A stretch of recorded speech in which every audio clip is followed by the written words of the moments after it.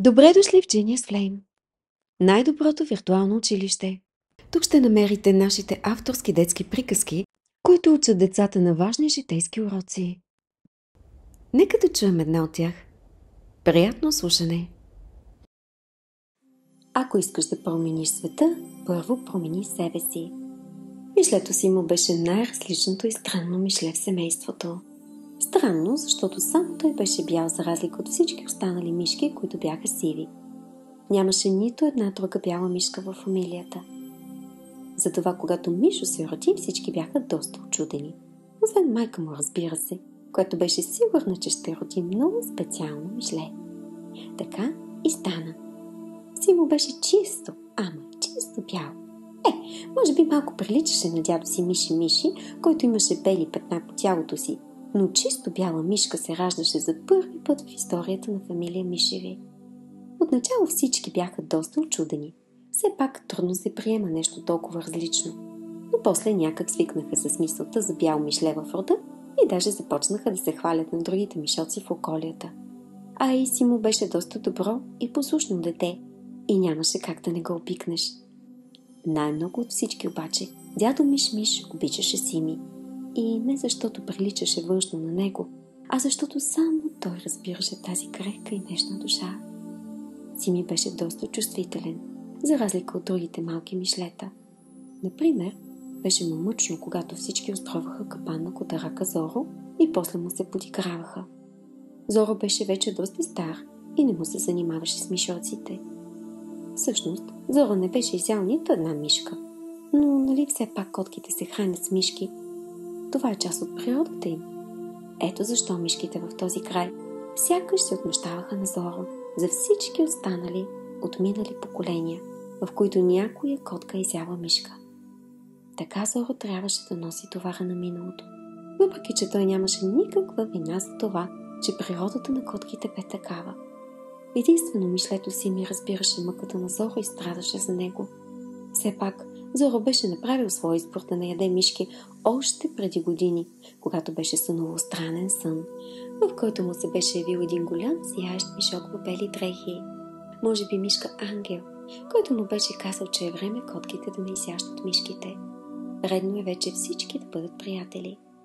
От тогава Зоро реши да изпълни заръката на мишока Ангел и да не яде мишки. С една дума, Зоро стана вегетарианец. Никой не знаеше за съня му, той и така и не го сподели, защото нямаше да му повярват. Та къде се е видяло котка да не яде мишка? Така или иначе той реши за себе си да направи този избор и да бъде приятел с мишките. Но мишките така и не разбраха за голямото му добро сърце, а котките намираха това за доста странно и избягваха да общуват с Зоро. Все пак никога до сега не бяха виждали котка вегетарианец.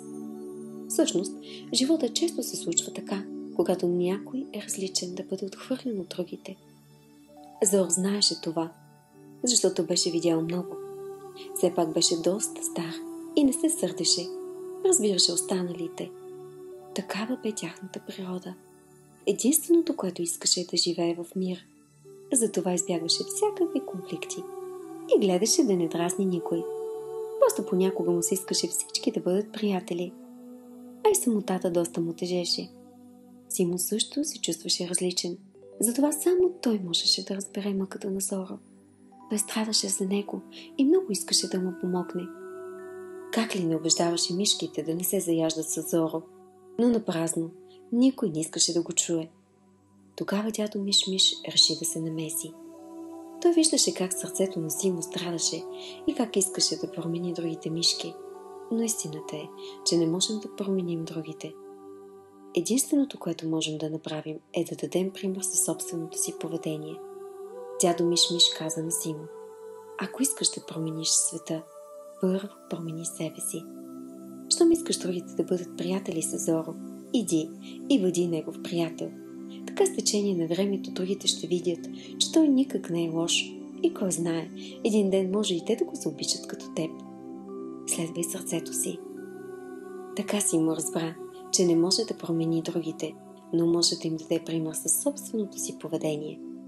Реши да отиде на гости на Зоро и да му предложи приятелството си. Къщичката на Зоро беше в началото на гората. Затова Симо го намери много лесно. Преди години Зоро беше домашна котка. Живееше близо до града при една жена, която го беше взела още от бебе и го беше отгледала с много любов и грижи. Може би за това той стана толкова мил и добър. Но след като сънува онзи сън, той реши да напусне града и замина далече в гората. Тук той се чувстваше добре.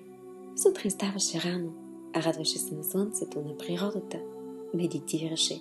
Даже имаше собствена биоградинка. Само дето от време на време му беше малко самотно и му се искаше да има повече приятели. Ето, че един ден желанието му се сбъдна. На вратата се почука. Това не се беше случило много отдавна. Той отвори и видя бялото малко мишле Сими. Сими разказа за това как се чувства, за съвета на дядо Миш-Миш и за това, че иска да бъдат приятели. Сълзи потекаха от очите на Зоро. Той беше много щастлив, че след толкова години някой искаше да му бъде приятел. Разбира се, приятелството изисква време, но началото беше положено с голяма прегръдка между котка и мишка. От този ден Симо и Зоро сложиха ново начало в отношенията между котките и мишките.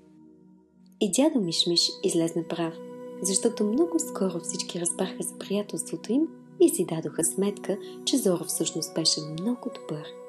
Така все повече животни започнаха да разговарят с него и не след дълго всички заживяха в мир и разбирателство.